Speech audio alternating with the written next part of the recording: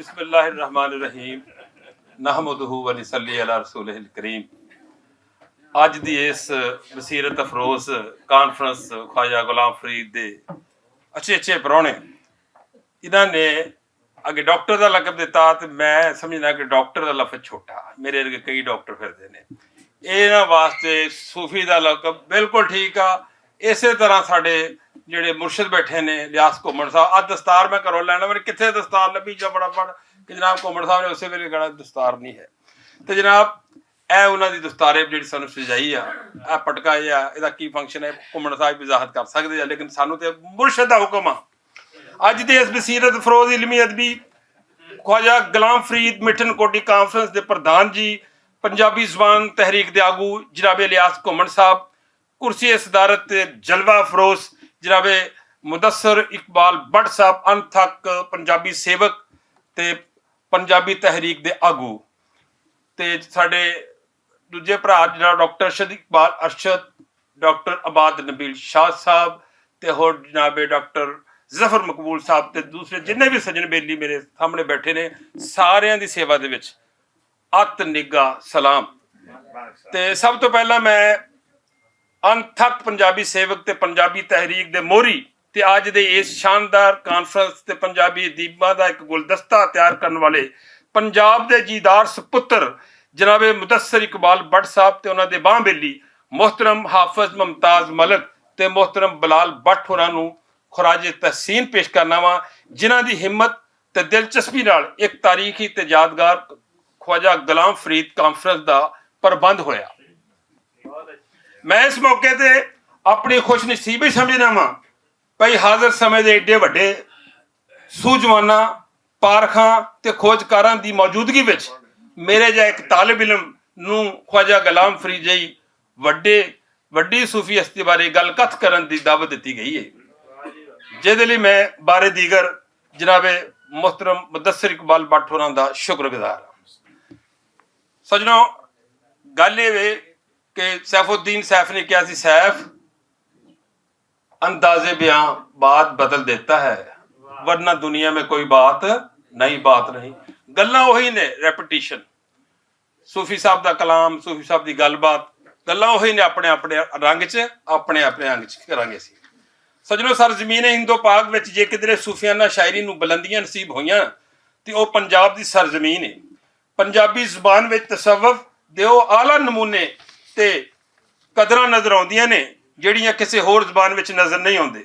ਇਹ ਉਹ ਸਰਜ਼ਮੀਨ ਹੈ ਜਿਸ ਨੇ ਨਾ ਸਿਰਫ ਸੂਫੀ ਸ਼ਾਇਰਾਂ ਨੂੰ ਪੈਦਾ ਕੀਤਾ, ਬਲਕਿ ਇੱਥੇ ਜਨਮ ਲੈਣ ਵਾਲੇ ਵੱਡੇ ਸੂਫੀਆਂ ਨੇ ਜਨਮ ਲੈ ਕੇ ਬਰੇ ਸਗੀਰ ਦੇ ਕਈ ਹੋਰ ਇਲਾਕਿਆਂ ਵਿੱਚ ਵੀ ਆਪਣਾ ਫੈਜ਼ ਆਮ ਕੀਤਾ। ਬਾਬਾ ਫਰੀਦੁੱਦੀਨ ਗੰਜ ਸ਼ਕਰ ਇਤਿਹਾਦ ਤੇ ਭਾਈਚਾਰੇ ਦੇ ਅਮੀਨ ਸਨ।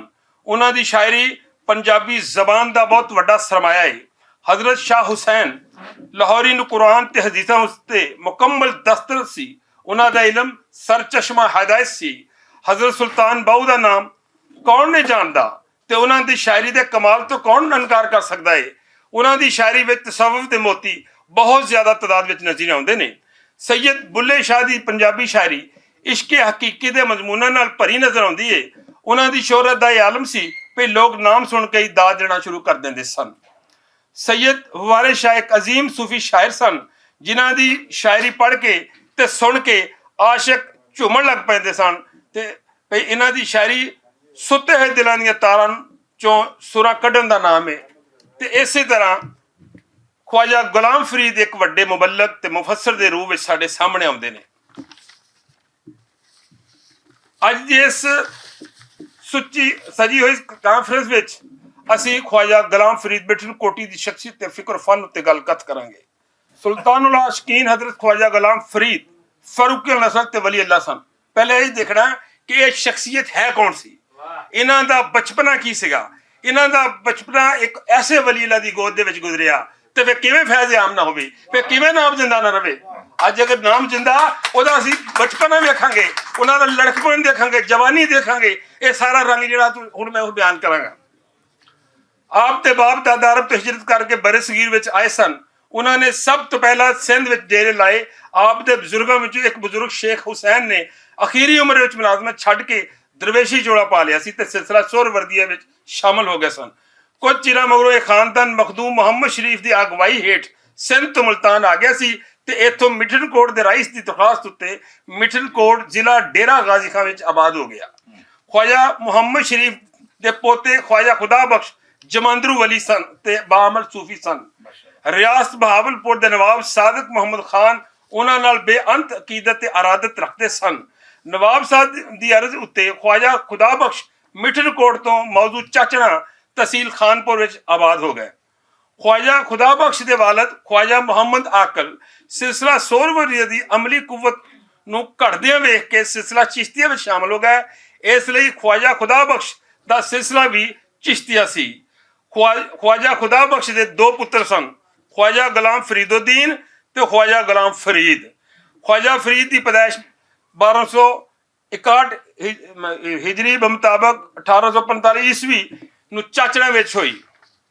ख्वाजा गुलाम फरीद ਉਹਨਾਂ ਦਾ ਤਾਰੀਖੀ ਨਾਮ ਖੁਰਸ਼ੀਦ ਆਲਮ ਸੀ, ਜਿਹਦੇ ਤੋਂ 1261 ਅਦਦ ਨਿਕਲਦੇ ਨੇ।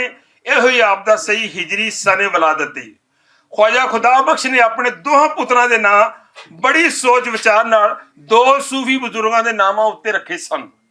वड्डे पुत्र दा नाम ख्वाजा गुलाम फखरुद्दीन सी, जिहड़ा मौलाना गुलाम फखरुद्दीन दहलवी दे मुबारक नाम उत्ते रखिया गया सी, ते निक्के पुत्र दा नाम शेख अल मुशाइख हजरत फरीदुद्दीन मसूद गंज शकर दे नाम उत्ते गुलाम फरीद रखिया गया सी। ख्वाजा खुदा बख्श का विसाल 1853 ईस्वी ਵਿੱਚ ਹੋਇਆ। ਉਸ ਵੇਲੇ ख्वाजा गुलाम फरीद ਦੀ ਉਮਰ 8 ਵਰੇ ਸੀ ਤੇ ਉਹਨਾਂ ਦੇ ਵੱਡੇ ਭਰਾ ख्वाजा फखरुद्दीन ਗੱਭਰੂ ਜਵਾਨ ਸਨ। ਇਸ ਲਈ ਗੱਦੀ ਨਸ਼ੀਨੀ ਦਾ ਸ਼ਰਫ ਉਹਨਾਂ ਦੇ ਵੱਡੇ ਭਰਾ ਨੂੰ ਹਾਸਲ ਹੋਇਆ।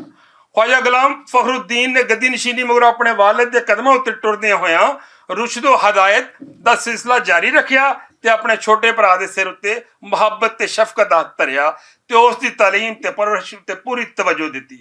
नवाब सादक मुहम्मद खान आप दे खानदान दा अकीदतमंद मुरीद सी। उसने ख्वाहिश ज़ाहिर की पई ख्वाजा गुलाम फरीद उस दे महल विच परवरिश ते तालीम पाउण। उस वेले हजरत ख्वाजा गुलाम फरीद अपने चाचा मौलाना ताज महमूद कोलों कुरान मजीद हिफ्ज कर चुके सन ते अरबी फारसी का दर्स लै रहे सन। ख्वाजा गुलाम फखरुद्दीन ने नवाब साहब की दरखास्त मन के हजरत ख्वाजा साहब तो अहमदपुर शर्किया के महल में घल दिता। उत्थे आपने 16 वरे तक मलक गुलाम मोहम्मद ते मौलाना कायमुद्दीन कोलों इलम दा फैज़ हासिल किया ते मुख्तलिफ अलूम ते फनून उत्ते मुकम्मल मुहारत हासिल कर ली। ख्वाजा साहब अरबी फारसी उर्दू हिंदी ते पंजाबी तो चंगी तरह वाकिफ सन। तारीख जोग्राफिया तसव्वुफ फिका हदीस तफसीर मंतक इल्मुल अंसाब रमल नजूम ते मौसीकी दे इलम आप नूं बहुत ज़्यादा पसंद सन। उन्हां विच दिलचस्पी सी भी दस्तरत हासिल हो गई सी। आपने ज़ारी इलूम की तहसील मगरों बातनी इलूम वाल ध्यान दिता ते अपने वड्डे भरा ख्वाजा गुलाम फखरुद्दीन दे मुबारक हत्थ उत्ते बैत की ते उन्होंने अपना पीरो मुर्शद ते हादी मिथया। ख्वाजा गुलाम फखरुद्दीन ने बड़े प्यार ते मुहब्बत नाल आप दा हत्थ फड़ के सलूक दी मंजिलां पार कराइयां ते इरफान दी टीसी उत्ते पढ़ा दिता। ख्वाजा गुलाम फरीद नूं ख्वाजा फखरुद्दीन नाल ना सिर्फ वड्डा भरा करके अंतां दी मुहब्बत दी सगों पीरो मुर्शद समझ के उन्हां दा बहुत एहतराम करते सन। इस अकीदत का इजहार आप अपन काफिया में थां थां ते करते ने।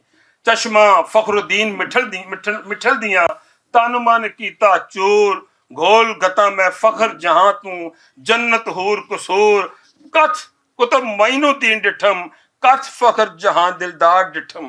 यह सारा जिन्हें मैं बयान किया ये तो तुसी ख्वाजा साहब दी बचपन लड़कपन जवानी नूं जरा देखो ते उन्होंने किस तरह अपनी जिंदगी नूं दीने मतीन दे नाल जोड़ी रखिया और अपने हिफ्ज करके सारा इस पासे तबलीग वाल लगे रहे।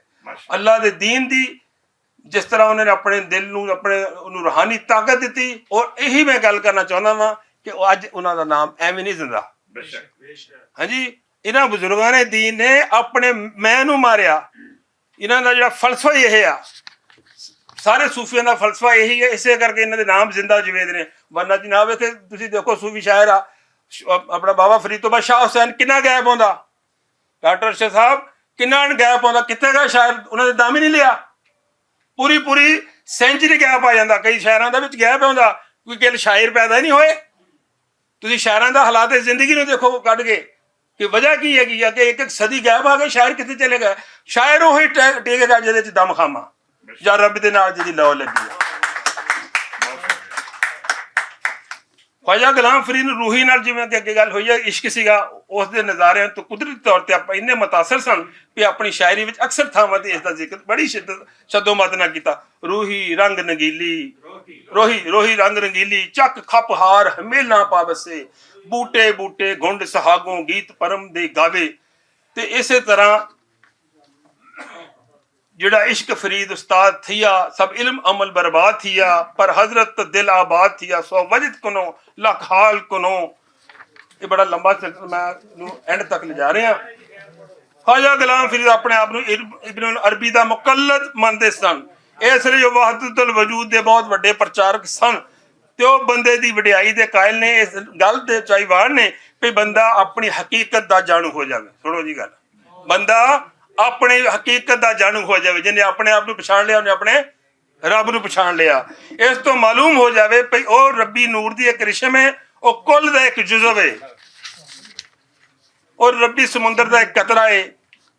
ते आखिर तो मैं तो यही गल करांगा कि वारिस शाह वो सदा ही जिउंदे ने, जिन्हां कीतियां ने कमाइयां ने। हुण असीं ये देखना वा कि नाम जिहड़े जिंदा ने ਉਹਦੇ ਪਿੱਛੇ ਸਾਰਾ ਮੈਂ ਤੁਹਾਨੂੰ ਮੁਹਰਕਾਤ ਦੱਸੇ ਨੇ ਕਿ ख्वाजा ਸਾਹਿਬ ਦੀ ਜ਼ਿੰਦਗੀ ਦਾ ਇੱਕ ਇੱਕ ਲਮਹਾ ਰੱਬੀ ਯਾਦ ਚ ਗੁਜ਼ਰਿਆ।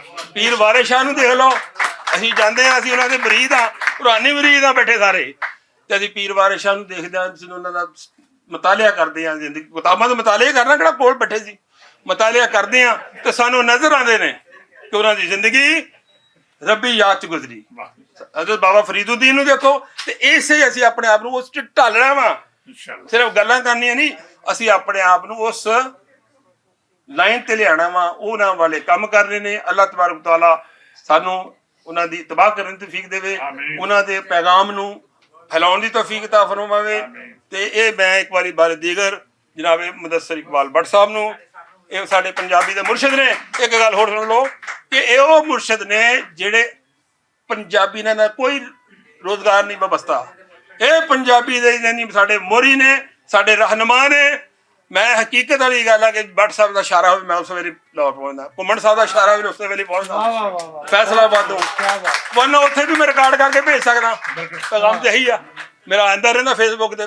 ਲੇਕਿਨ ਇਹ ਆ ਕਿ ਇਹਨਾਂ ਨੂੰ ਮੈਂ, ਅਸੀਂ ਇਹਨਾਂ ਦੇ ਕਾਮੇ ਆ, ਇਹਨਾਂ ਦੇ ਬਾਂਹ ਬੇਲੀ ਆ, ਜਿਹੜੀ ਵਿੱਚ ਵਿਰਾਸਤ ਦੇ ਗਈ ਮੈਨੂੰ ਮੇਰੀ ਮਾਂ।